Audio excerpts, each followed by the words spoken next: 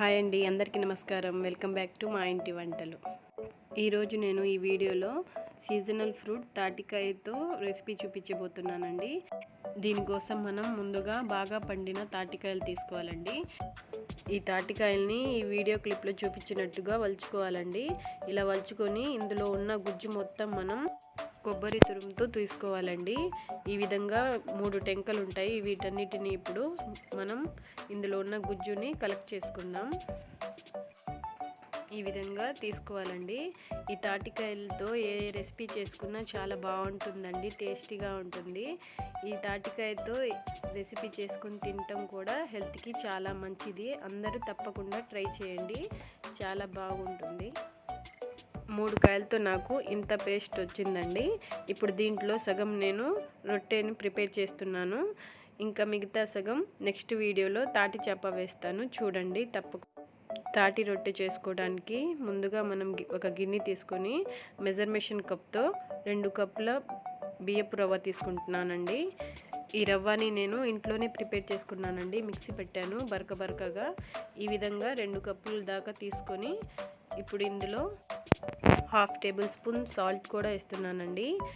Salt వేయటం వల్ల చప్పగా కాకుండా రొట్టె టేస్టీగా వస్తుంది. అలాగనేసి మరీ ఎక్కువ కూడా వేసుకోబాకండి.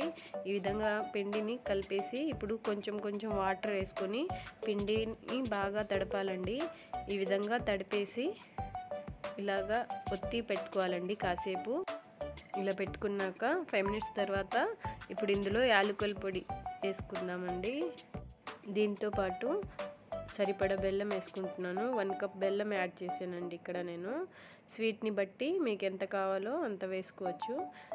2 కప్పుల తాటికాయ గుజ్జు పడుతుందండి 2 కప్పుల బియ్య పిండికి. ఈ విధంగా వేసేసి మొత్తం బాగా దగ్గరగా కలుపుకోవాలండి.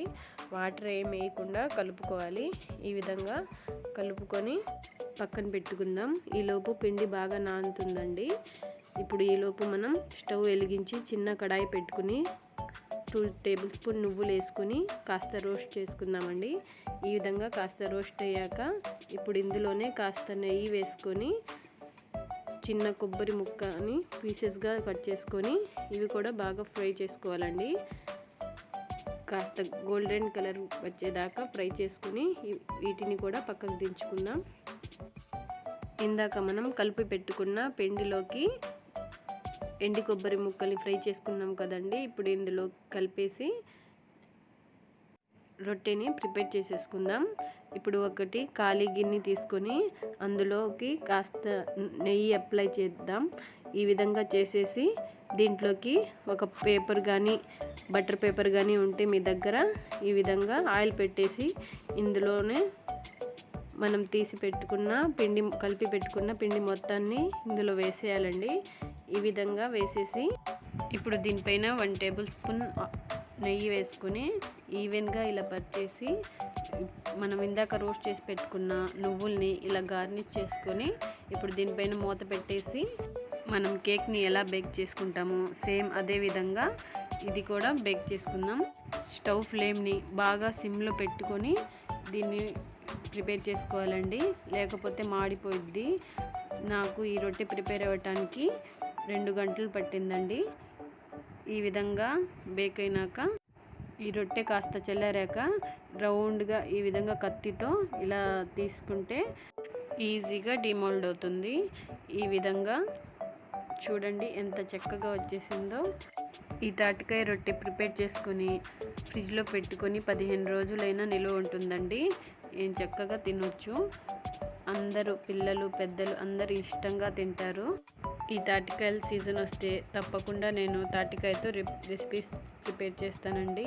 ఈ తాటికాయలతో చాలా రెసిపీస్ ప్రిపేర్ చేసుకోవచ్చండి. బూరలని, తాటికాయ రొట్టెని, తాటి చేప అని ఏది చేసుకున్నా చాలా బాగుంటుందండి. చూశారు కదా ఎంత ఈజీనో. తప్పకుండా మీరు కూడా ఒకసారి ఇంట్లో ప్రిపేర్ చేసుకొని అందరూ తినండి. ఈ వీడియో కనుక మీకు నచ్చినట్టయితే లైక్ చేయండి, షేర్ చేయండి, కామెంట్ చేయండి. Okay, bye friends.